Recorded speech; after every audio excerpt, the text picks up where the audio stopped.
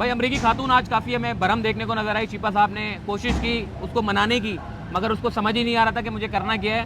Senior journalist Babar بھائی اس وقت ہمارے ساتھ موجود ہے. بابر بھائی بتائیے گا, آپ نے آبزرو کیا اس خاتون کو, کیا معاملہ کیا ہے آخر یہ؟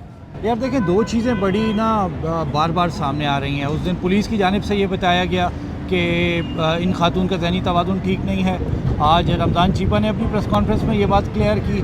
آپ دیکھیے, اس نے اس پریس کانفرنس میں ابتدا سے ہی وہ ریلیکٹنٹ تھی بیٹھنے کے لیے, وہ نہیں بیٹھنا چاہ رہی تھی. 2 دفعہ وہ کھڑی ہو گئی اور اس کے ساتھ اس نے 2 دفعہ شٹ اپ کال دی رمضان چیپا کو. رمضان چیپا کو کہا کہ دس مین ٹاکس ٹو مچ, اور پھر اس کو شٹ اپ بھی بولا کہ تم اپنا منہ بند کر لو.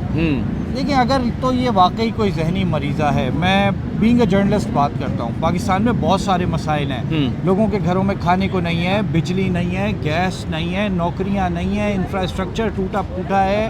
ان تمام مسائل کو ایک طرف رکھ کے بطور جرنلسٹ میں یہ نہیں سمجھتا کہ اس ایشو کو اتنا ہائی لائٹ کر دیا جائے کہ یہ دنیا بھر میں پاکستان کی طرف سے پریزنٹ ہو رہا ہو, اور یہاں پہ کیمراز لے کے ویلاگرز بھی, جو مین اسٹریم میڈیا ہے, سیٹلائٹ ٹی وی چینلز ہیں, وہ بھی صرف اس ایشو کے پیچھے لگ جائیں.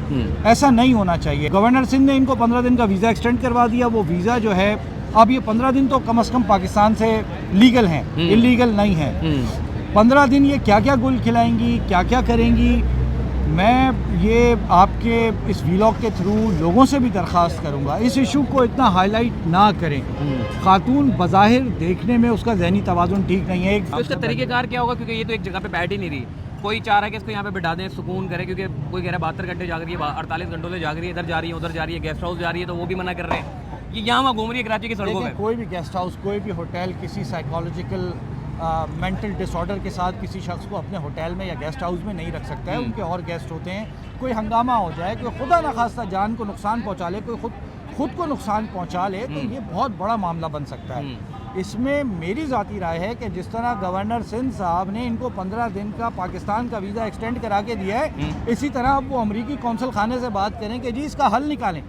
امریکی قونصل خانہ آگے آئے, حکومت پاکستان کے ساتھ, سندھ حکومت کے ساتھ, لوکل اتھارٹی کے ساتھ, فلاحی اداروں کے ساتھ مل کر یہ کام کریں اور اس خاتون کے معاملے کو کسی منطقی انجام تک پہنچا دیں. سوشل میڈیم پر اس اسٹوری کو مسلسل ڈسکس کرنے سے مسئلے کا حل نہیں نکلے گا.